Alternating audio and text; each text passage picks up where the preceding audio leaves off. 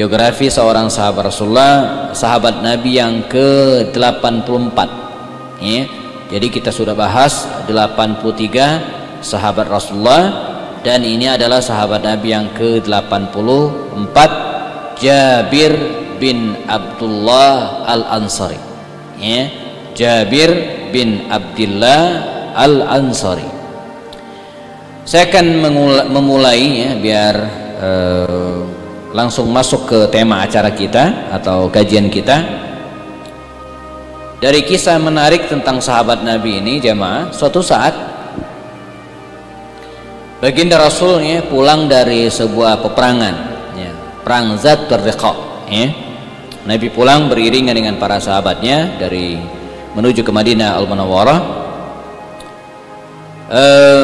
Dari sekian ya, sahabat Nabi yang ikut berperang pada waktu itu ya, beliau melihat ada seorang anak muda ya, usianya mungkin belum genap 20 tahun ya, sekitar 20 tahun usianya, anak muda. Dilihat oleh Rasulullah SAW ya, Nabi nengok ke belakang, anak muda ini jalannya pelan sekali ya. Kemudian Nabi segera memperlambat untanya dan menghampiri, mendekati anak muda ini ya. Dan Nabi tahu ya, anak muda ini adalah Jabir bin Abdullah yang sedang kita bahas ya. Kata Rasulullah SAW, ya Jabir ya, ma sya'nuk, ada apa denganmu, kok jalannya lambat sekali, pelan sekali, tertinggal di belakang. Kata Jabir bin Abdullah ini ya, kata beliau apa, ya Rasulullah, kata beliau ya, abta'a alayya jamali ya, unta saya ini jalannya pelan sekali. Jadi untanya ini dalam riwayat lain disebutkan bukan unta tapi keledai gitu ya. Jadi unta ya, itu kendaraan ya, sebagai kendaraan sarana transportasi waktu itu ya. Dan dia memang macam-macam juga, ada yang bagus, ada yang jelek gitu ya. Nah, untanya si Jabir ini itu termasuk yang kualitas rendah ya. Jadi sama seperti sepeda motor lah ya, kan ada yang bisa ngebut, ada yang enggak gitu ya, ada yang udah tahun sekian gitu ya, enggak terawat. Nih untanya Jabir ini termasuk unta yang jelek ya, tidak bagus, tidak bisa jalan cepat. Kata dia apa, abta'a alayya jamali, yang bikin saya pelan lambat ini unta saya ini, kata beliau ya. Wa a'ya fatakhlaftu fanazala yahjunuhu bimahjanihi thumma qala irkab farakibtu falaqad raqaitu afwan falaqad ra'aituhu akuffuhu an Rasulillah sallallahu alaihi wasallam. Intinya apa, dalam riwayat lain disebutkan lalu baginda Rasul turun ya, ada yang mengatakan beliau menepuk ya, unta ini ya, salah satu punggung unta ini. Ada kisah lain mengatakan Nabi mematahkan semacam ranting begitu, dipatahkan oleh Rasul ya, lalu kemudian dipukulkan dengan pelan ke unta ini, lalu unta ini segar dan bisa jalan ya, jalan dengan lebih cepat, tidak seperti yang sebelumnya ya. Nah, sambil mereka jalan, sambil jalan Nabi ngajak ngobrol lagi ini ya, Jabir bin Abdullah anak muda ini. Kata Rasulullah, atabi'u jamalak ya, apa anda bersedia menjual unta anda ya, ini unta mau dijual enggak, kata Rasulullah SAW. Kata Jabir ini, na'am ya, saya jual ya. Maka terjadilah transaksi ya, antara baginda Rasul dengan Jabir bin Abdullah ini ya. Kata Rasul, saya beli 1 dirham. Kata Jabir ini, kurang lah ya Rasulullah, naikkan lagi 2 dirham, 3 dirham, terus ya, sampai pada titik ya, ada yang mengatakan sampai 40 dirham, ada yang mengatakan 1 uqiyah, dengan angka yang relatif tinggi, lebih tinggi dari standar harga unta tersebut. Akhirnya deal ya, nanti kita akan ceritakan hikmahnya. Akhirnya deal lah, kata Rasul, saya akan bayar unta anda dengan harga sekian dirham ya. Oke, sepakat ya Rasulullah ya. Tapi ya Rasulullah, kata Jabir ini emang anak muda gitu ya, dan Nabi tahu ya, dan pengen tahu tentang status ekonomi anak muda ini ya. Kata dia, ya Rasulullah, unta ini sudah menjadi milik anda, sudah saya jual kepada kepada anda ya. Tapi tolonglah dari Masjid Nabawi nantinya rumah saya itu masih jauh. Terus saya pulang naik apa? Pakai apa? Jadi kata dia, saya pengen pakai unta ini ya sehingga sampai menghantarkan saya ke rumah saya. Kata Rasulullah, kadzalika, enggak masalah. Kata Rasulullah ya. Nah, terus mereka jalan ya sampai ke Masjid Nabawi ya, sambil mereka jalan, kemudian Nabi ngobrol lagi. Kata Rasulullah, dilihat anak muda ini. Kata beliau, apakah sudah menikah? Ya. Nah, jadi setelah deal masalah kendaraan, masalah hewan tunggangan ya, kemudian Nabi mengalihkan pembicaraan lagi. Hal tazawwajta, kata Rasul, sudah nikah belum? Ya. Anak muda ditanya oleh Rasul ya, dan ini dalam kajian psikologis Dr. Muhammad Al-Arifi itu membedah kisah ini dengan menarik ya. Ini salah satu kemampuan ya, komunikasi Rasulullah. Jadi Nabi itu dia bisa menyesuaikan tema apa yang pas untuk lawan bicaranya. Nah, ini anak muda. Itu kira-kira yang enak diobrolin dengan anak-anak muda itu masalah apa? Masalah pernikahan. Ya, masalah pernikahan. Maka Rasul mengambil topik ini setelah menyelesaikan masalah akad jual beli untanya. Kata Rasul, ayah anak muda, hal tazawwajta, apakah anda sudah menikah? Kata anak muda ini, sudah. Kaget Rasulullah, anak muda belum genap usia 20 tahun tapi sudah menikah ya. Kata Rasul, sayyiban ambikrah, kata Rasul, anda sudah menikah, itu nikah dengan janda atau gadis? Kata Rasul ya. Kata anak muda ini tadi, kata Jabir lagi, sayyiban ya Rasulullah, janda. Bikin kaget Nabi ya. Nabi makin kaget, anak muda sudah menikah tapi yang dinikahi janda. Maka keluarlah kalimat Rasul ya, kata beliau apa? Halla tazawwajta bikran, halla tazawwajta bikran tula'ibuha wa tula'ibuka. Ini kalimat Rasul ya. Dan ini motivasi bagi yang masih jomblo. Ada yang masih jomblo sini enggak? Ya? Enggak ada lagi ya. Ini biasanya banyak anak-anak muda. Saya sudah siapkan tema anak muda ini, tapi yang hadir udah jelita semua ya. Jelang 50 tahun. Kenapa? Kedua, cari gara-gara. Jadi kata Rasul, halla tazawwajta bikran tula'ibuha wa tula'ibuka. Kenapa enggak nikahi perawan? Kata Rasul ya, tula'ibuha wa tula'ibuka, anda bisa bercanda dengannya dan dia pun bisa bercinta denganmu. Kira-kira begitu kata Rasul. Kenapa nikahin janda?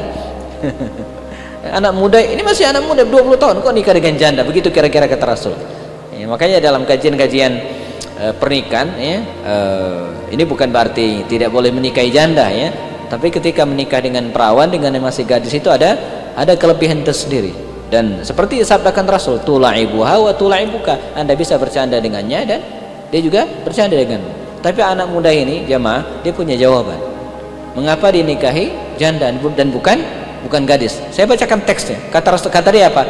Ya Rasulullah, wahai Rasulullah, tufiya walidi, bapakku sudah meninggal. Ini bapaknya nih sudah wafat, meninggal dalam perang Uhud ya. Jabir bin Abdullah ini bapaknya, Abdullah bin Haram ini ya, sudah meninggal di Uhud, syahid dalam perang Uhud. Ya Rasulullah, wahai Rasulullah, tufiya walidi, ayahku sudah meninggal dunia, ustushhida, mati syahid. Waliya akhwat sighar, saya punya banyak saudara perempuan. Dalam riwayat lain disebutkannya dia punya saudara perempuan 9 orang. Sighar, masih kecil-kecil. Masih kecil-kecil. Fakarihtu an atazawwaja mislahunna. Saya khawatir, saya enggan menikahi wanita yang seusia mereka. Artinya kalau masih gadis, fala tu'addibuhunna, karena dia tidak mungkin bisa mendidik adik-adik saya ini. Wala taqumu alaihinna, dia tidak akan bisa ngurus mereka. Fatazawwajtu sayyiban, karena itu saya menikahi janda. Litaquma alaihinna wa tu'addibuhunna, agar istri saya ini yang janda ini memungkinkan ngurus mereka dan mendidik mereka.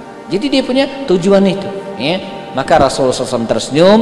Maka tibalah mereka di Masjid Nabawi, rahimakumullah. Di Masjid Nabawi ya, dia tetap di posisi untanya yang sudah dibeli oleh Rasul tadi itu ya.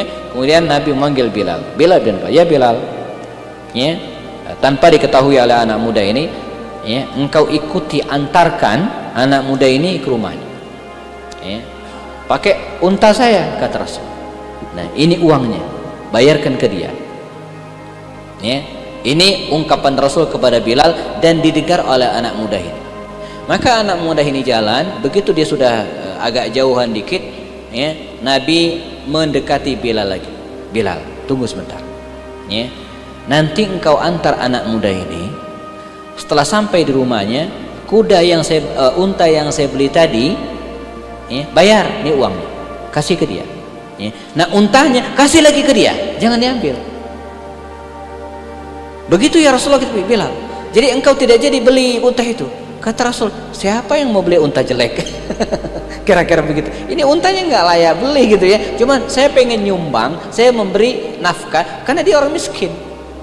Adik-adiknya banyak, 9 orang perempuan semua. Ya. Jadi Nabi itu sebenarnya dia tidak pengen membeli unta tersebut, dia pengen mengetahui standar ekonomi dan kebutuhan anak muda ini. Maka tawaran Rasul apa? Ya, saya tawar sekian. Akhirnya Nabi tahu, oh kebutuhan orang ini sekian. Maka berangkatlah Bilal bin Rabah mengiring anak muda ini ya. Begitu sampai rumah, turunlah anak muda ini, Jabir bin Abdullah ini turun dia dari untanya dan diberikan kepada Bilal. Kata Bilal, ini uangnya ya, diambil oleh dia ya, titip pada Rasul ini. Nah, unta ini dihadiahkan oleh Rasul kembali untukmu. Kaget dia, loh bukannya sudah dibeli Rasulullah? Iya, ini sudah dibeli Nabi ya, tapi dia hadiahkan kembali untuk. Loh, bukannya Nabi membeli? Kata Bilal bin Rabah, mana pula Nabi mau beli unta jelek seperti ini? Nabi nggak mau, ini untanya nggak bagus ya. Akhirnya dia tertawa, senyum dan ya, berpisahlah kedua sahabat tersebut. Nah, ini cara Rasul mendekati anak muda ya, dan bagaimana dia ingin ya, mengukur kemampuan ekonomi anak muda ini ya. Dan Nabi sebenarnya tidak pengen membeli unta tersebut, dia cuma pengen memberikan hadiah dan uang kepada ya, anak muda tersebut. Siapakah dia? Dia adalah Jabir bin Abdullah ya, Al-Ansari ya, seorang sahabat dari kabilah Ansar Al-Khazraj di Madinah Al-Munawwarah. Ayahnya ya, adalah Abdullah bin Amr ya, bin Haram ya. Jadi ketika Nabi SAW sebelum hijrah ke Madinah, saya pernah ceritakan sebelumnya dalam kisah-kisah sebelumnya, sebelum Nabi dan para sahabat hijrah dari Makkah ke Madinah, sempat ya, dari Madinah itu datang anak-anak muda ya. Pertama datang 6 orang menghadap Rasulullah, membaiat Rasulullah dan masuk Islam. 6 anak muda ini pulang lagi, tahun depan mereka datang lagi ketemu Rasulullah ya, ber-12 ya. Maka mereka membaiat Rasulullah masuk Islam. Peristiwa ini disebut dengan Bai'atul Aqabah. Pertama, 12 orang menghadap Rasul ya, nyalamin Nabi, bersyahadat masuk Islam. Peristiwa disebut dengan Bai'atul Aqabah al-ula, Bai'at Aqabah yang pertama, membaiat Nabi di sebuah tempat di Mina namanya Aqabah. Pulanglah 12 orang ini ke Madinah. Tahun berikutnya ya, tahun ke-13 Hijriah, tahun 13 kenabian, mereka mendatangi Nabi ber-70 laki-laki dan 2 orang wanita. Nah, di antara 70 orang itu adalah Jabir bin Abdullah dan ayahnya ya. Maka dia tergolong peserta Bai'atul Aqabah yang kedua, yang membaiat Nabi sebelum Nabi hijrah ke Madinah ya. Maka dia ini bisa disebut dengan as-sabiqunal awwalun, orang-orang yang masuk Islam pada awal-awal sebelum Nabi hijrah ke Madinah, dia sudah masuk Islam. Namanya Jabir bin Abdullah bin Haram dari kabilah Al-Khazraj. Jadi di Madinah itu ada 2 kabilah besar, kabilah Khazraj dan kabilah Aus. Nah, dia lahir ya sekitar 16 tahun sebelum hijrah. Jadi ketika Nabi hijrah itu usianya sudah 16 tahun. Artinya apa? Ketika dia membaiat baginda Rasul ya, usianya waktu itu kira-kira 15 tahun, masih muda, seorang anak muda ya. Nah, baik, Rasulullah SAW hijrah ke Madinah Al-Munawwarah ya, dan Jabir ini ya sangat senang dengan kedatangan Rasul di Madinah ini. maka dia pun dikisahkan ya selalu mendampingi Nabi sallallahu alaihi wasallam. Namun ketika terjadi perang Badar dan ketika terjadi perang Uhud, dia enggak ikut. Dia tidak ikut. Mengapa tidak ikut? Karena dilarang oleh ayahnya, sebab dia harus menjaga adik-adik perempuan yang banyak tadi itu. Sehingga dalam dua perang pertama ini, Badar dan Uhud, dia tidak ikut. Namun setelah dia tahu ayahnya meninggal dunia syahid ya, di antara 70 syahada Uhud, dia kemudian berazam, bertekad ya, untuk selalu mengikuti perang ya, membersamai Nabi sallallahu alaihi wasallam sampai Nabi meninggal dunia. Sehingga tak terhitung jumlahnya ya, ada riwayat mengatakan Jabir bin Abdullah ini ya, pernah ikut 29 perang bersama Nabi. Jadi banyak sekali ya, 29 perang membersamai Nabi, dari perang Khandaq ya, lalu kemudian dia juga bahkan ikut dalam perjanjian Hudaybiyah di mana ada 1.400 orang membaiat Rasulullah, dan Al-Quran menjamin orang-orang ini sebagai orang-orang yang diridho oleh Allah Subhanahu Wa Taala. Ada kisah menarik juga terkait dengan Jabir ini ketika terjadi perang Khandaq jamaah. Perang Khandaq ini terjadi tahun ke-5 Hijriah, di mana 10.000 tentara menyerbu Madinah, ingin menghancurkan kaum muslimin di Madinah. Atas usul Salman Al-Farisi, maka Nabi dan kaum muslimin membentengi Madinah itu dengan parit. Ya, parit itu sejenis apa ya? Ya, selokan besar, ya, yang lebarnya itu tidak kurang dari 5 meter, panjangnya hampir 2,5 kilo, dan dalamnya juga sekitar 4 sampai 5 meter. Ya, maka kaum muslimin menggali parit ini ya. Waktu itu musim paceklik ya, buah-buahan belum panen ya, sehingga banyak di antara mereka kekurangan makanan, sampai Rasul sendiri dan sebagian sahabat ya, mengganjal perutnya ini dengan batu ya. Nah, kalau kita sekarang mungkin mengencangkan ikat pinggang ya. Kalau para sahabat Nabi itu mengganjal perutnya dengan satu batu, Nabi mengganjal dengan 2 batu. Artinya Nabi lebih lapar daripada para sahabat. Nah, Jabir melihat kondisi tersebut ya, maka dia membisikkan ke istrinya ya, agar memasak ya, makanan yang ada pada mereka ya, yaitu segenggam gandum ya, makanan pokok mereka waktu itu ya. Diperintahkan kepada istrinya untuk menggiling gandum ini, mengadonnya jadi roti ya. Sementara dia sendiri menyembelih seekor domba kecil pada waktu itu ya, sebagai lauk mereka makan siang pada waktu itu. Jadi dulu jamaahkumullah, mereka beda dengan kita ya. Jadi kalau kita 1 ekor kambing itu dimakan 1 RT seminggu baru habis. Dulu Nabi dan para sahabat enggak ya. Seekor kambing itu rata-rata dimakan sekali makan ya, oleh 6 sampai 10 orang ya. Jadi ini beda beda perut ya. Nabi itu sekali makan dia bisa makan 1 paha sendiri, 1 paha kambing sendiri itu dimakan sekali, kayak kita makan 1 paha ayam lah kira-kira ya. Nah, kalau kita kan 1 paha itu 1 keluarga, dimasukin kulkas seminggu baru habis. Jadi dimasaklah, istrinya mengadon gandum tadi itu, diproses jadi roti ya, lalu kemudian dia sendiri menyembelih kambing. Maka dia memerintahkan kepada putrinya ya, atau kemudian ponakannya dalam riwayat, untuk mengundang Rasulullah ya. Sampaikan kepada Rasulullah ya, bahwa keluarga Jabir mengundangnya makan siang, tapi ingat, jangan kasih tahu yang lain. Sebab mengapa?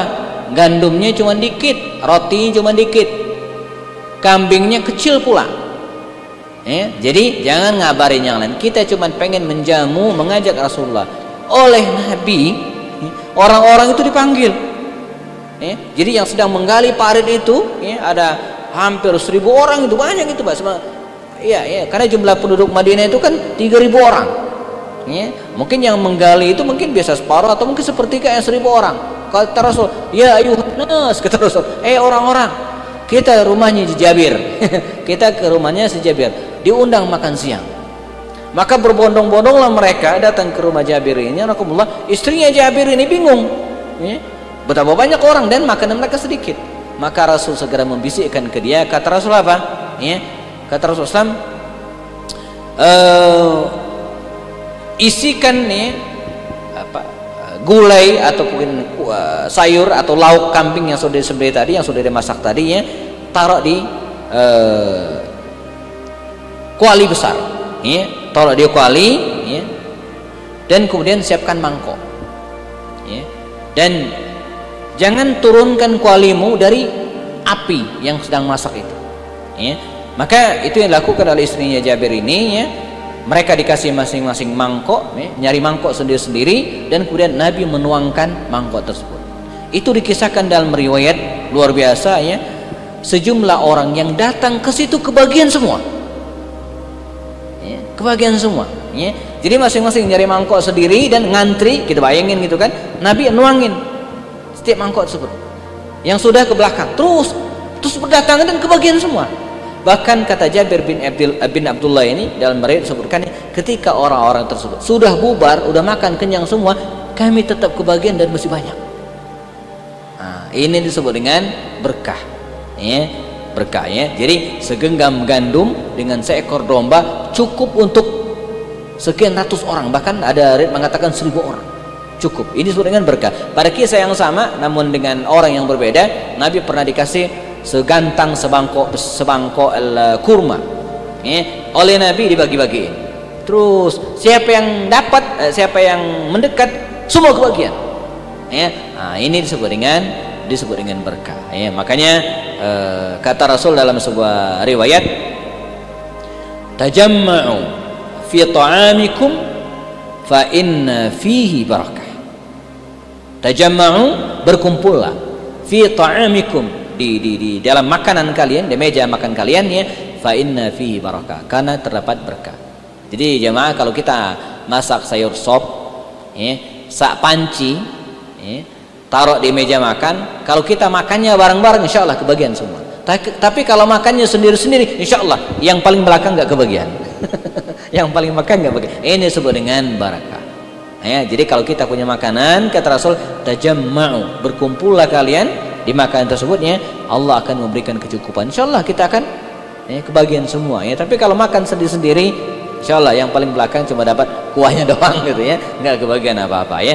Nah, baik, kisah yang lainnya yang tentang Jabir bin Abdullah yang menarik. Satu saat dia pernah sakit, ya. Dia pernah dikabarkan sakit dan Rasul pun menjenguknya. Nah, ini sunnahnya jemaah. Mohon maaf, ya, ini yang mulai berkurang di kita. Kalau kita mendengar teman kita sakit atau muncul, ya, di grup WhatsApp kita, si fulan sakit, yang kita lakukan pertama kali, ya, adalah memikirkan, mengagendakan untuk menjenguknya, ya. Jadi sunnah dalam persaudaraan itu, fa idza maridah, kalau dia sakit, ya, fa'udhu, maka datangilah, ya. Bukan hanya mengirim WhatsApp.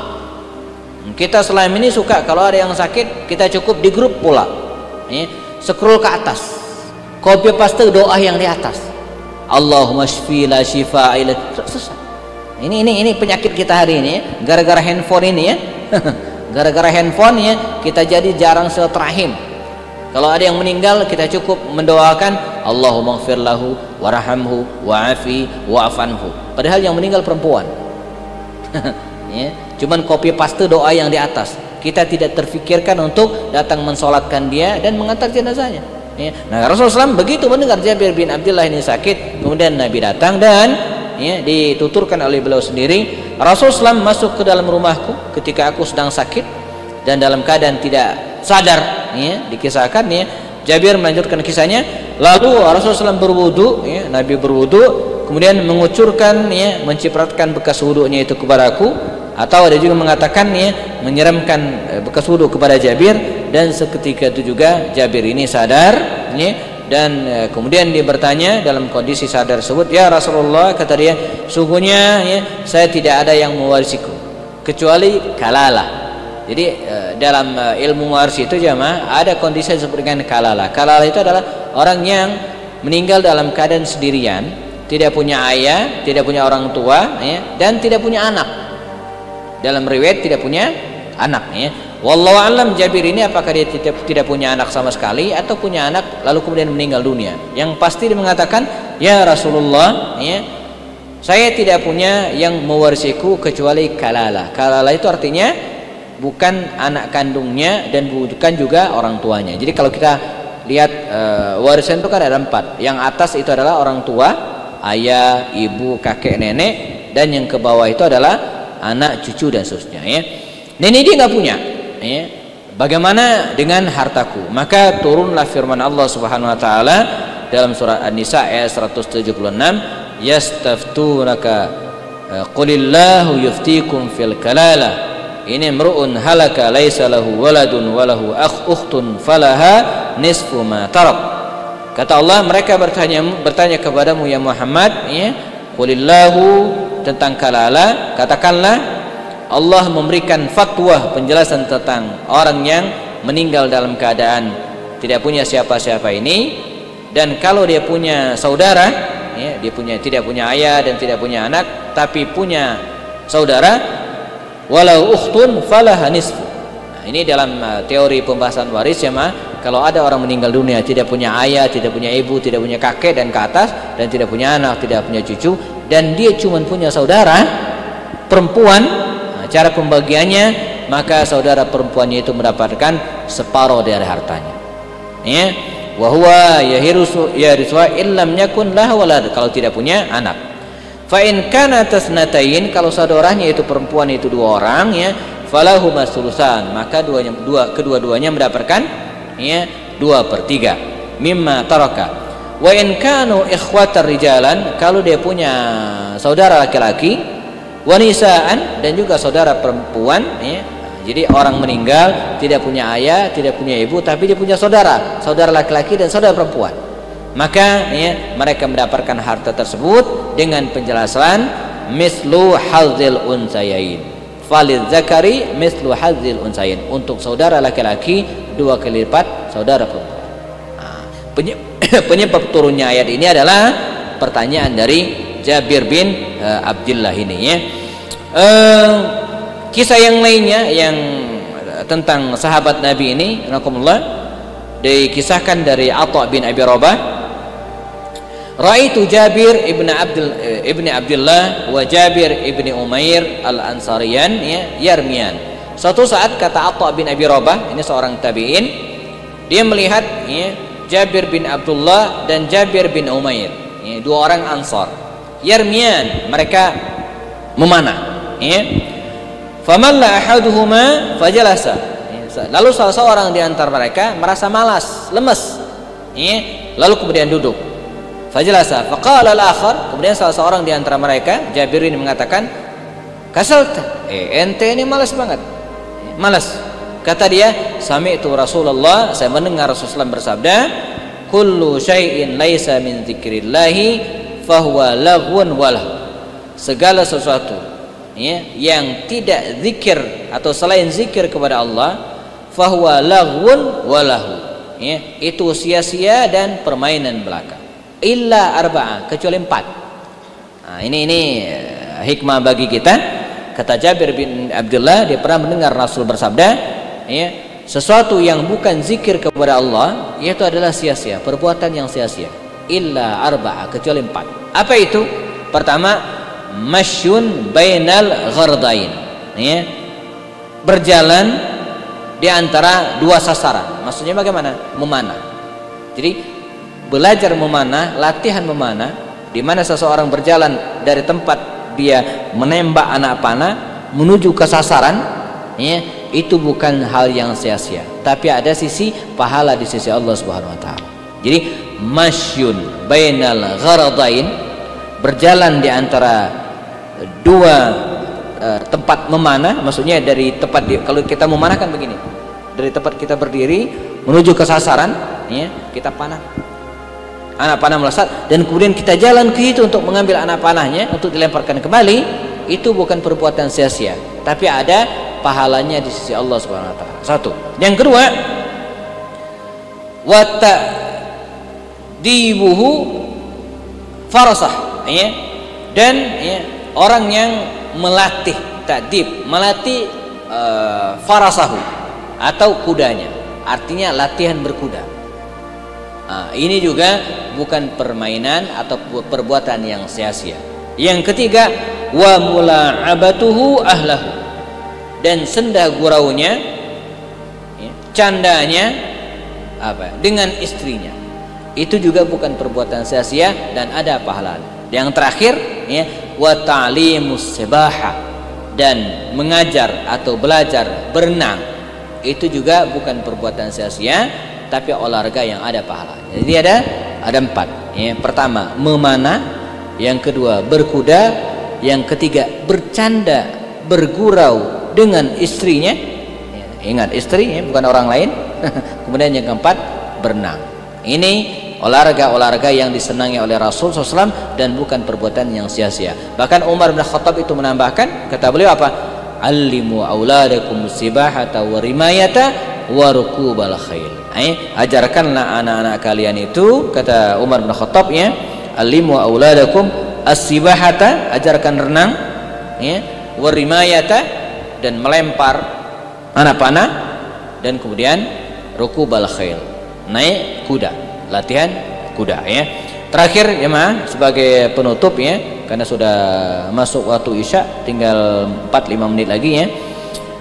Setelah Nabi Muhammad SAW meninggal dunia, dia membersamai Khulafaur Rasyidin, ya. Membersamai maksudnya apa? Tetap berjihad, memerangi orang-orang murtad, memerangi orang-orang Romawi bersama dengan Khalid bin Walid. Bahkan, ya, ketika kaum muslimin mengepung kota Damaskus dari pasukan Romawi pada waktu itu, di zaman pemerintahan Umar bin Khattab, dia juga ikut serta.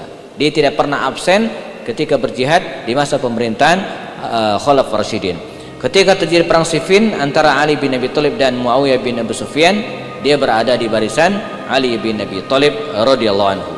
Selain itu juga, Jabir ini juga termasuk orang yang mewariskan hadis, ya, di masa tuanya, karena dia meninggal dalam keadaan tua, ya, hampir 100 tahun, ya.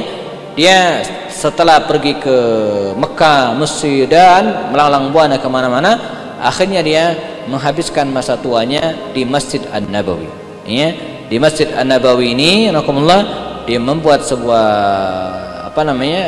kelompok halaqah, gitu kan, taklim di sebuah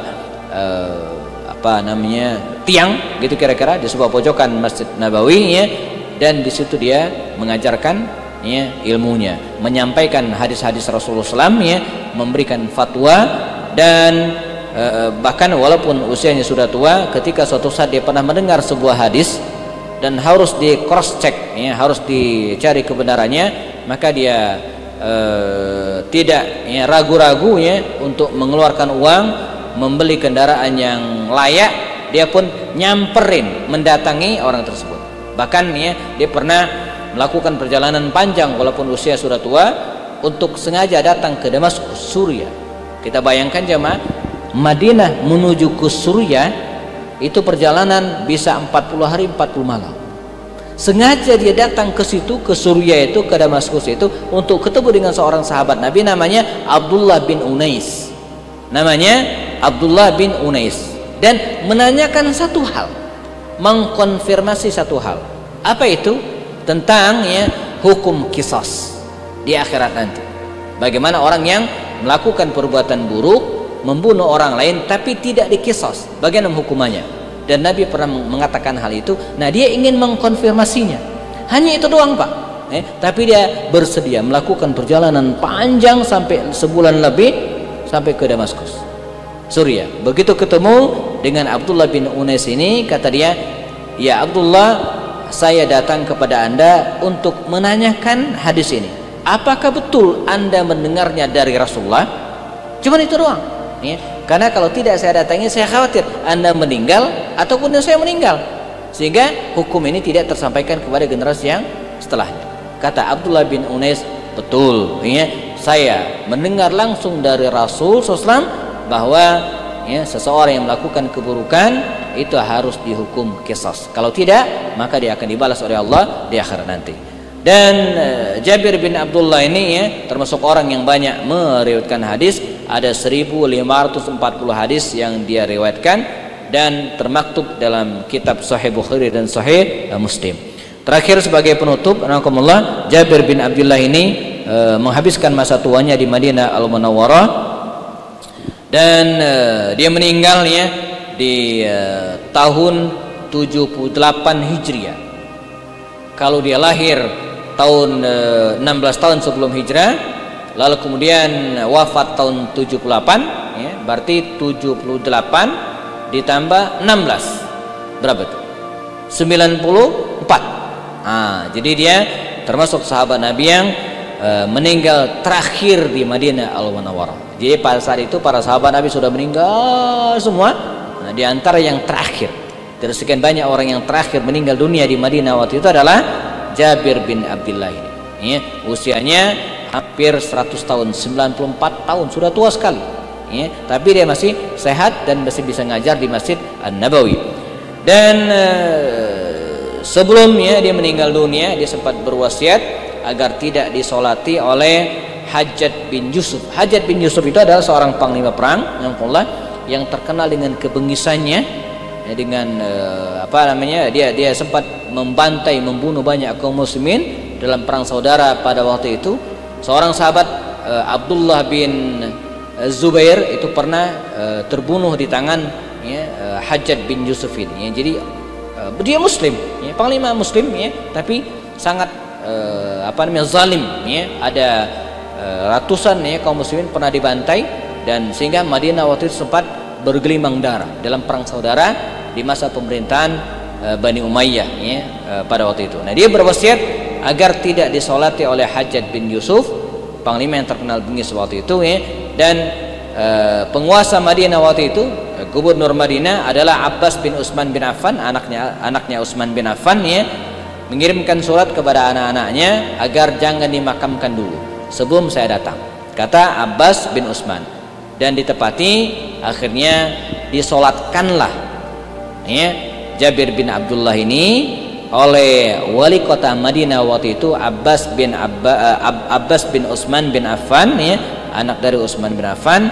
Dan dimakamkanlah, ya, Jabir bin Abdullah ini di Baqi al-Gharqad, di samping Masjid Nabawi, atau di sebuah kompleks pemakaman yang luas sampai sekarang masih ada. Dan siapapun yang meninggal di Madinah maka dimakamkan di Baqi al-Gharqad tersebut pada usia sekitar 94 tahun. Dan ini usia yang cukup panjang dibanding dengan yang lainnya, dan dia termasuk sahabat Nabi yang terakhir meninggal di Madinah Al-Munawwarah. Walaupun ada sahabat Nabi yang lain meninggal tapi di tempat lain, di kota lain, yang terakhir di Madinah adalah Jabir bin Abdullah Al-Ansari ini. Nah, ini sekilas tentang sosok Jabir bin Abdullah Al-Ansari, seorang sahabat Nabi yang mendampingi baginda Rasul, dan semoga kita bisa mengambil keteladanan dari sahabat Nabi ini.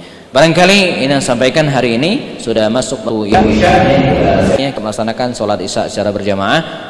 Bagi yang belum berwudu atau sudah batal, silakan memperbarui wudunya agar kita bisa melaksanakan sholat. Jazakumullah khair jazak. Kita ketemu lagi pada pertemuan berikutnya, insyaallah. Sempurnakan dengan kafarat majlis. Subhanakallahumma hamdika asyhadu an la ilaha illa anta astaghfiruka wa atubu ilaik. Assalamualaikum warahmatullahi wabarakatuh.